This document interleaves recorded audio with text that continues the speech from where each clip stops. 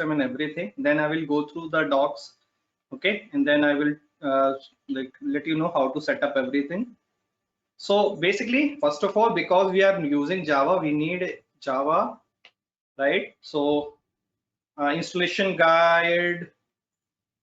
So I will tell you how to install Java also. Wait for this. Then we need Eclipse because we need to write the code, right? So for that we will be using Eclipse. Okay.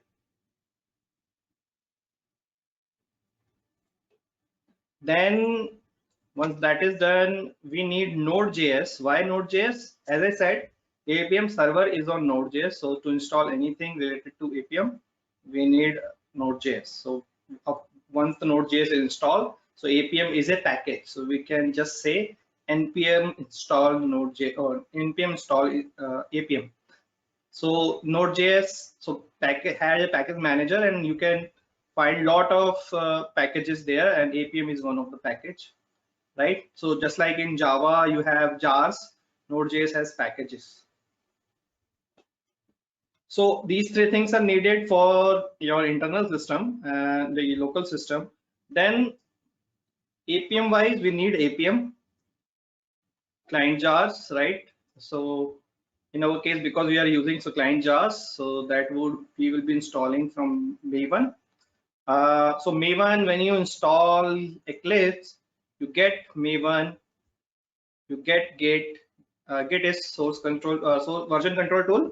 We'll talk about that later on. It is used to manage code within your team. A lot of people are working how to solve code conflicts and so on, and release the code, and then send the new version and so on. So we will learn about that later on. So you get Git, you get Maven, and you get ID, full-fledged ID with this. So we will be installing Appium jars through Maven, right? Then we need test-ng. So that help us to write test scripts and manage test cases or manage tests. Manage means execute, manage, test. Okay, so we need test-ng for that. That is a plugin in Eclipse. Okay, and also a because on your local you will be running it through test-ng Eclipse plugin, but on the server you need a dependency. So that is again you can get it either also for your local you can get it as a Eclipse plugin, and for server you can get the dependency from Maven. So we need this. Okay, now I think this is it to set up anything, right? Then we need Appium desktop, which has a server, inspector, and so on. So it has server, inspector, both. Okay.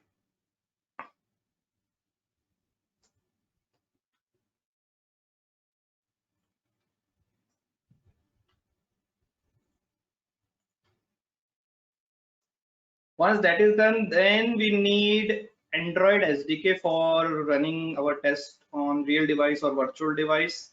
So Android SDK will provide us device manager, AVD, device manager. This is where we create virtual device. Okay.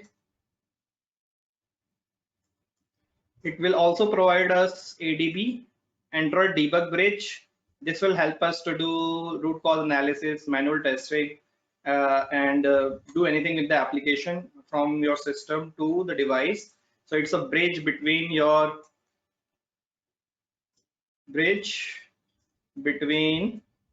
device and system. Okay, or you can say SDK. Android SDK and your device interact with ADB. It also provides UI automator, right? As I said, Appium interacts with UI automator, so that should be there, right? So it's Android SDK, or we can call it, now it is part of Android Studio. Okay, few years back it is separate, but Android Studio now has everything. So once you install Android Studio, it will install all these things. The UI Automator, it will give you Android Studio. So if you want to develop app, test your app directly, then Android Studio will help us. But like it's an IDE also. So if you want, you can use it as the IDE also. But in this case, we will be using Eclipse. But if you want and if you have experience using Android Studio, you can directly use Android Studio also. Okay, so this Android SDK gives us all this. Okay, am I missing something? I think so. Yeah, I think that's it. For iOS, so as I said, I will be not covering it because the focus of this course is Android, but let me tell you what we need. We need Xcode. Okay, so Xcode, just like Android Studio, will have everything for you, right? So it will give you simulators like virtual devices, which actually gives you emulators. It gives you simulators. Okay, so it gives you simulator. It gives you a debugging panel. Like here you have, you will also get logcat. Okay, logcat, which is a log where you can see all the logs related to the application. So log viewer tool or debugging tool and so on. You can call it that. We access this via ADB here, but in here in Xcode it is part of the IDE itself. So it's a full-fledged IDE which has simulator, which has IDE, and which has log debugger. So you can connect your device via USB, or you have your simulators there. And once you install the application, you can install application directly. Okay, just via upload in Xcode directly, and then you can see the application behavior directly in the Xcode. For installing on real device, you need a developer account, and once a developer adds your UUID in the developer account portal, then they will give you some testing IPA files. You can install that on your application or on your device and then test it. So whatever you have here, different things, you get it in Xcode. Other things like Appium, you need it in here also. So Appium desktop will again have everything for you, just like for Windows. So Appium desktop is present for Windows as well as Mac as well as Linux. Okay. Okay, anything for iOS? I don't think so. Yeah. So this is what you need to set up in your system, and we have docs for everything. And if docs are not there, I will try to help you to guide you all those things.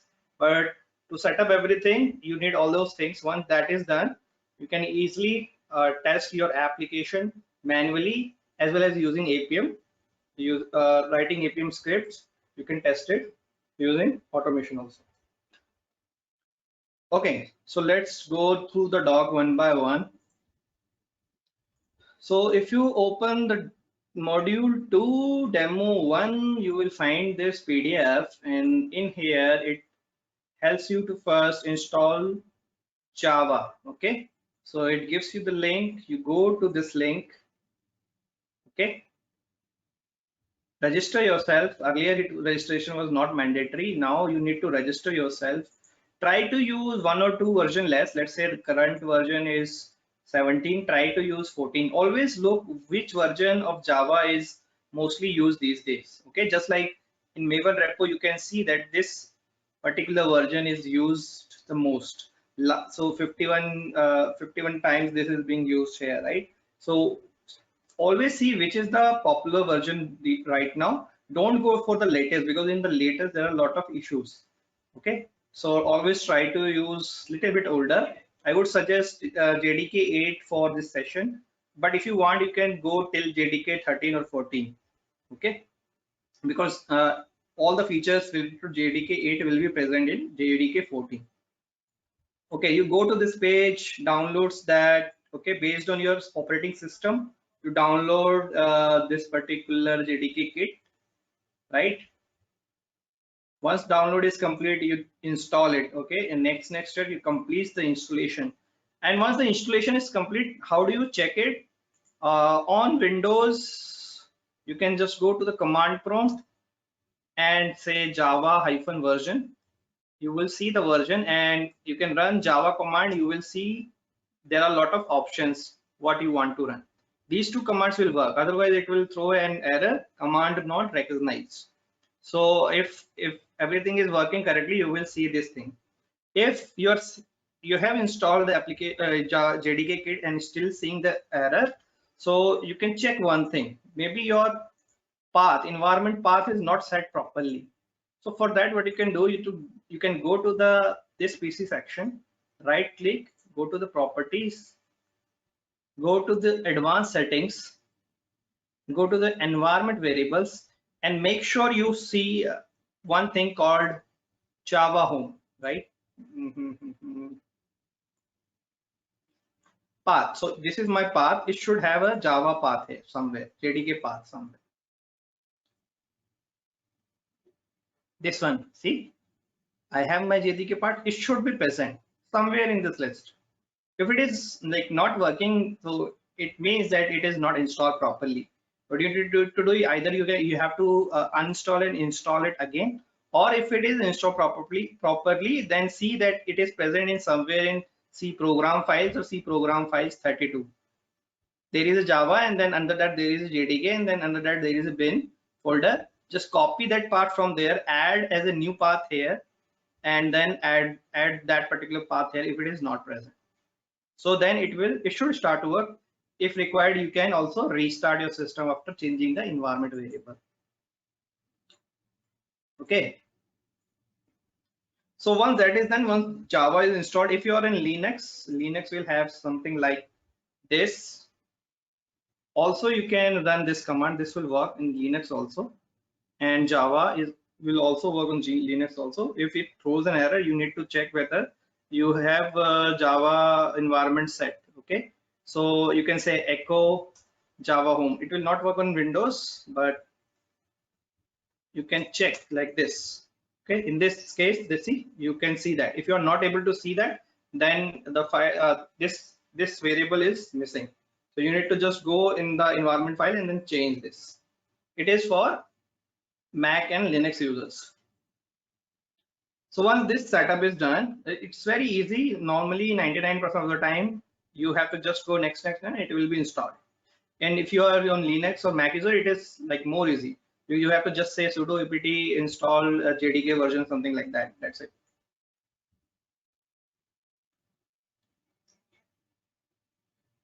Second part is Android Studio. Okay, as I said, it provides you a lot of tools, right? You can see how many things it gives you. So you need that, right? Especially for Android applications.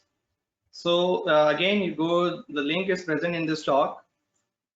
You can go there step by step. You can download. Okay. Once everything is done, it takes time. It takes a lot of time. Sometimes it takes around 1 hour. That's why I don't cover live in the session. But once everything is done, you will find. The third thing is, and so I will show you how to create virtual devices live. So once that is done, Android Studio, you can search in here. You would see this, and Android Studio will open up and will look like something like that.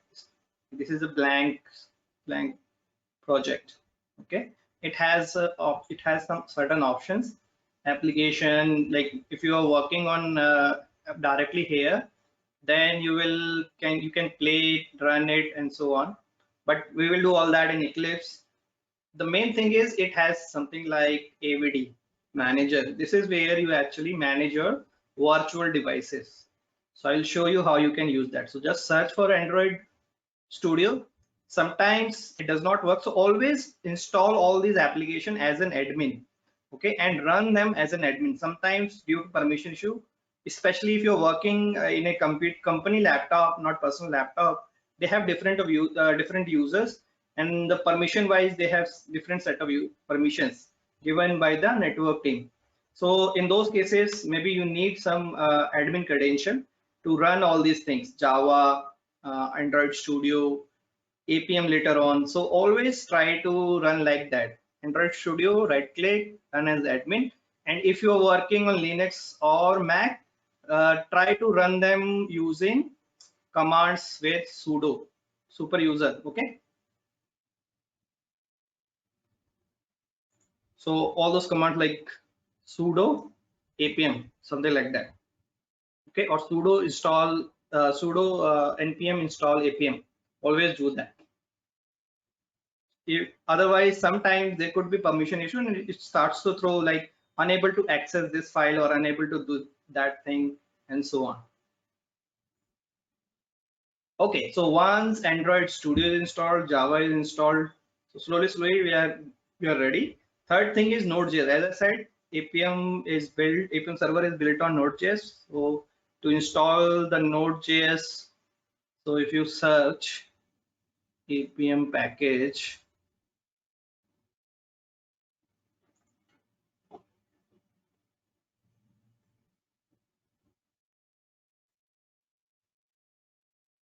see, it is a package on npm. Okay, so that's why you need Node.js. The third thing is installing Node.js is very easy, not that big file. You can just install based on your operating system again and run next, and that will be done. Fourth thing, there are two options. Either you can use Eclipse or IntelliJ. Both works for Java.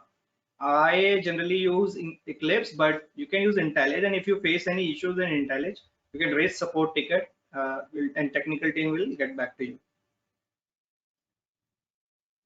But I would advise to use Eclipse for this particular course. And later on, once you become familiar with Eclipse, you can also go to IntelliJ, but there is no hard restriction. You can use both, okay? Because IntelliJ these days is becoming popular, but because I'm using Eclipse for last 8-9 years, I know all the hacks and all, so I prefer Eclipse. Okay, it also tells you, because in Eclipse setup is easy. In IntelliJ you have to give the SDK version, which SDK versions are you using and what kind of programming language you want to use.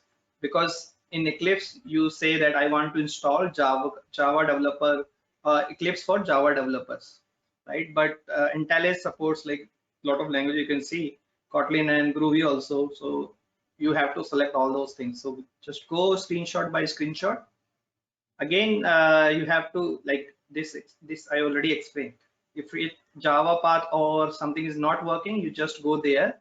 Similarly for Android also, if you have noticed last time when I was showing you that, you also saw a path called Android home. Okay, see this something like that, Android home. So if it is missing, that means that Android SDK was not installed properly. If it is there, then that's everything correct. So generally this is the general path. If you don't change anything during the installation, this is the general path. Your user path, and then app data / local / Android SDK. Okay, and if you open this SDK folder, you will find all those tools which we are discussing: ADB, UI Automator. Let's open that.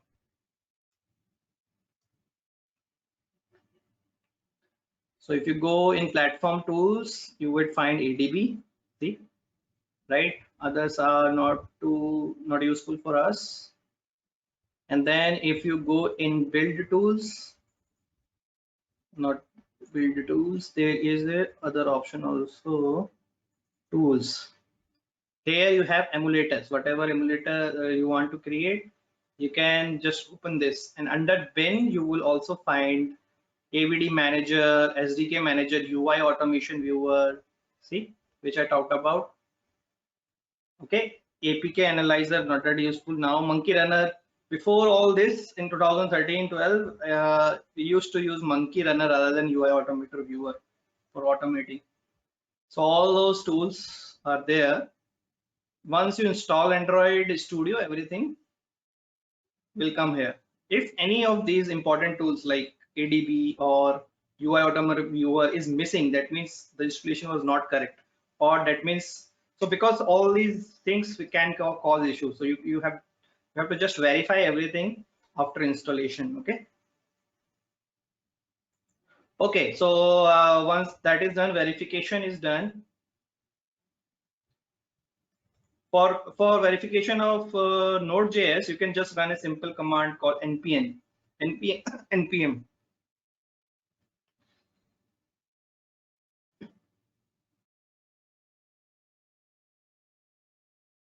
And if it is working, then it means Node.js is installed correctly. See, if it shows command not recognized, then Node.js again is not installed correctly. Okay, so once that is done, verification is going on in all these. The last thing we need is Appium desktops, because Appium server we can install via Node.js. We can say npm install Appium, as I told you about from this command. Okay, you can just say Appium I npm I install. So basically npm install Appium, it will install, and -g for global installation. Npm -g Appium, this would be the command here. So if I do something like that, so let's try. Okay, npm install -g Appium.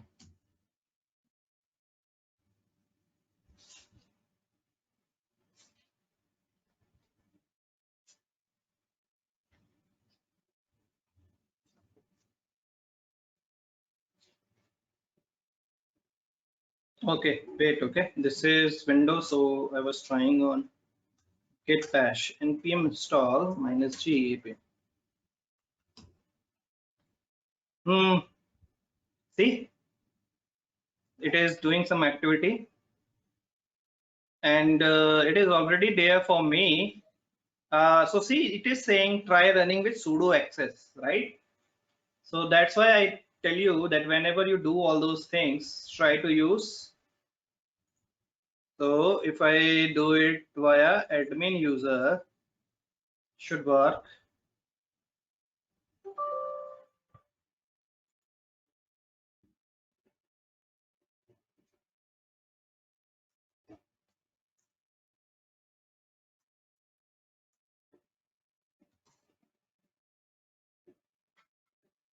Okay, so no error this time, and it will first check for the version. If this is already present, it will just update it.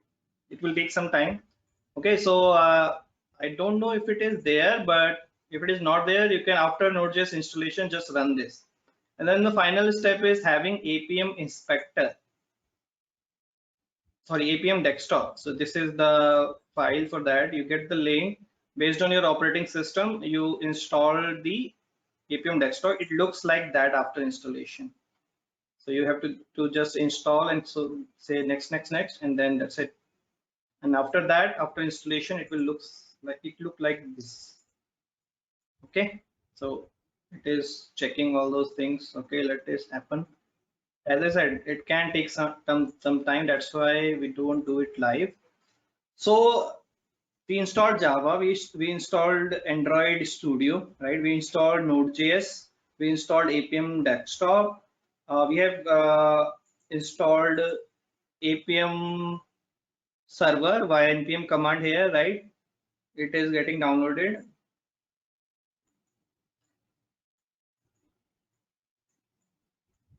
Okay, this is the installation for Appium. Now this part which is present here, it is asking you to install client, Java client of Appium.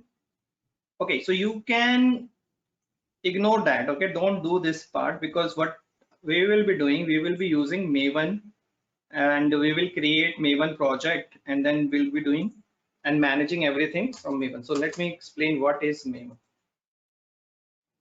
So what Maven does is it helps you in a lot of tasks. Okay, so via Maven commands, you can run your scripts via Maven CMD commands. You can run your projects.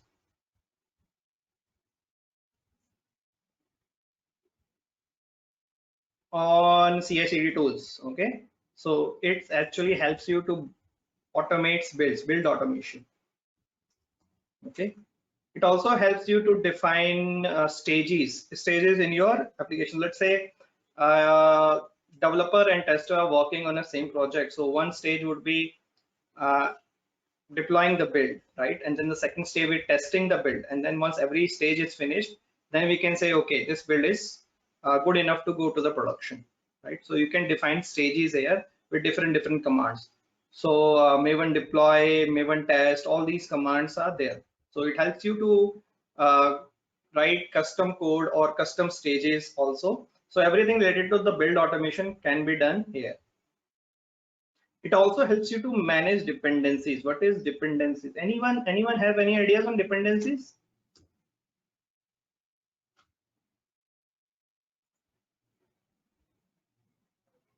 Anyone? Somebody maybe from Selenium background? No?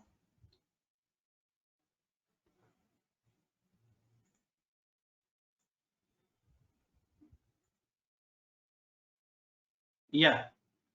So what happens when you like in this case also we need test-ng, we need Appium client, right? What else we need? Mostly these two things. Yeah, these two things we need right now. But when you work for big projects, like in companies, you need a lot of other libraries. Like for generating a fake data, you need Faker library, right? One of the examples is Faker library, or like to connect with your servers, you need some SSH library. So there are a lot of libraries are needed. Those are called dependencies. If you are on Selenium, if you are working with cross-platform and cross applications, then maybe sometime you need to work with web also. So in those cases, you need Selenium, right? For API cases, like sometimes you are working on a end-to-end scenario. Something needs to be done from API, something needs to be done from mobile, some things needs to be done from web. So for API, you need rest assured. For mobile, you need Appium. For web, you need Selenium. So these are all dependencies which you use to manage your different browser. You need WebDriver Manager. Uh, so all those are dependencies. So what are dependencies? Dependencies are custom code created by different developers. So as I said, open source, that's the advantage of having an open source or using an open source tool. Lot of these people have created something, put it on the Maven, and now anyone can use it. So it's not required that I want to use it only for Appium, Appium projects. I can use it for any project I want. So all those dependencies or all those custom code or third-party libraries which we use are managed through this. What happens if you don't have a Maven project and trying to do all this by this approach, which is suggested in this document? So that is a very beginner, or you can say rookie, okay, rookie approach. What happens in this case? You have to like download jars first. Then you have to add your jars in build path. So you will actually go to your project and then go to the build path section, configure build path, and add your jar files here. You will be adding your jar files here, add external jars, right? So that is fine. In your system, it will start working. But what happens when you share this project to somebody else? Okay, because you have imported this from your local system, the path is different, right? The path for this project jar is different when you give this to somebody else. So that person will not have all these dependencies or all these jars. Okay, so that person still have to do the same process again. Okay, so that is again will not work in when you work in companies. That's why I directly show you how to create a Maven project and manage dependencies from there. So this part you can ignore from this document. Otherwise, if you want to try it out just for a local purpose or your own purpose, that's fine. But try to ignore that this part from this document. Okay. See, all these library you have to manually install, but with the Maven, you can manage it easily. You don't need to do it one by one. Okay, everything is set up. I think npm installation command is not there, but that's why I gave you the demo for that command. So once you have installed Appium or Node.js, you can just run with admin credential or sudo user. You can just run npm install -g Appium, -g for global installation. So let me add this in notes also, because it is missing from doc.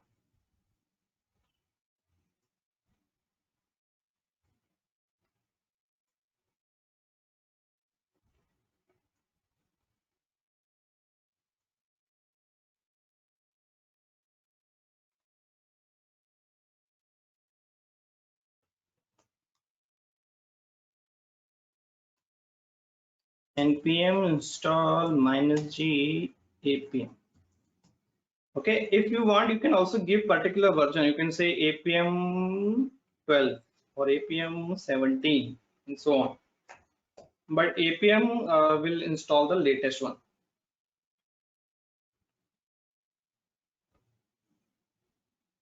Okay, after that you can just check it if it is installed or not by writing Appium minus version or hyphen version. Okay, if everything is working, I made a mistake.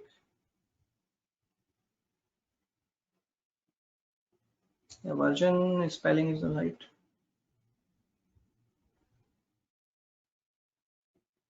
Oh, it has -v,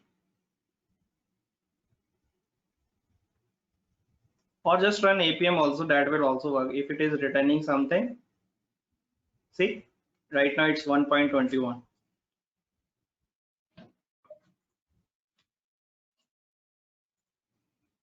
To verify it by running Appium minus. Okay, everything set up.